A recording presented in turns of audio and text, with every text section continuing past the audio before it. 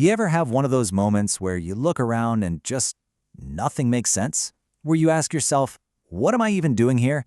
And the only answer you get back is, well, silence. Today, we're going to talk about a whole school of thought that was born right in that silence.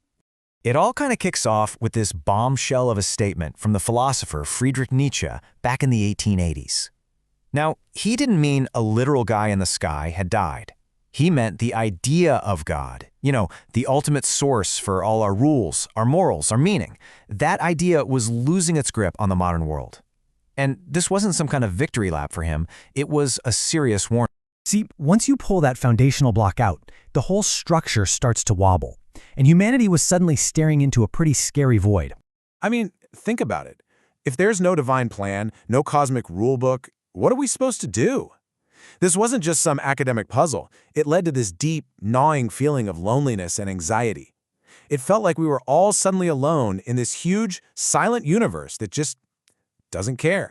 But out of that darkness, this really radical and honestly kind of empowering idea started to take shape. It was a philosophy that took all that scary uncertainty and put the power right back where it belongs, in our own hands. Okay, so this phrase, existence precedes essence, sounds super complicated, but the idea is actually pretty simple. Think about, say, a pair of scissors. Someone designed them with a purpose to cut things before they were ever made. Their essence, their what-it-isness, came first. Existentialists say, for humans, it's the exact opposite. We're just born, thrown into the world. We exist first, and only then, through our choices, do we figure out our essence. So here's the crucial takeaway. You're not born a courageous person. You become a courageous person by doing courageous things over and over. Your identity, your very essence, isn't something you go out and find like it's hiding under a rock. It's something you build, one choice, one action at a time. Now that sounds pretty cool, right? Like total freedom. I can be whatever I want to be. But, and this is a huge but, the existentialists were very clear that this freedom comes with a seriously heavy price tag. If you are 100% free, then you are 100% responsible for everything. You can't blame God. You can't blame society. You can't even blame your own nature. It's all on you. And that crushing weight of total responsibility, that leads to what they call dread. It's not just being worried, it's that terrifying, stomach-dropping realization of just how free and how responsible you really are. Writers were tapping into this feeling long before it even had a philosophical label. You've got Franz Kafka, with his characters stuck in these nightmarish, nonsensical situations, which perfectly captures the absurdity of living in a world without any clear rules. And then there's Dostoevsky. His main character in Crime and Punishment isn't tortured by some angry god. He's absolutely crushed by the psychological weight of his own choice, his own freedom to do something terrible.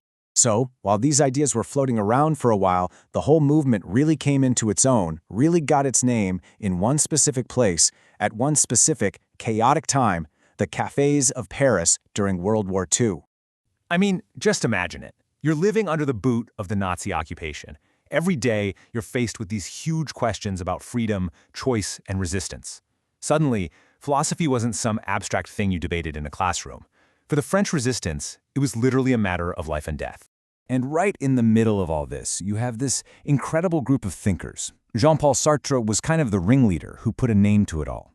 He was there with the amazing Simone de Beauvoir, who took these ideas and used them to analyze the experience of women in a groundbreaking way.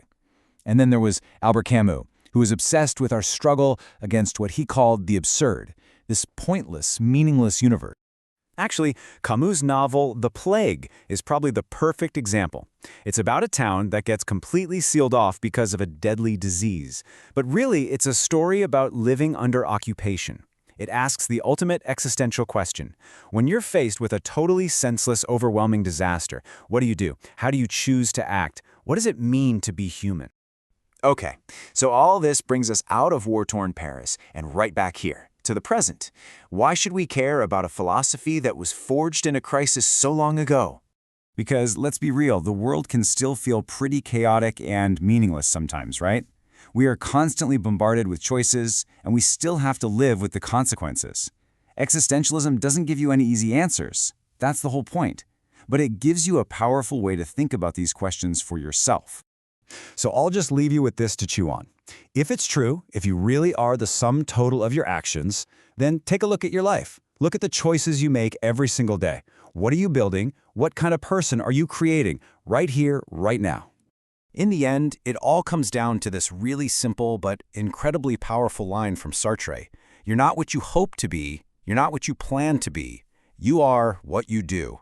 And that is the terrifying and absolutely wonderful heart of existentialism.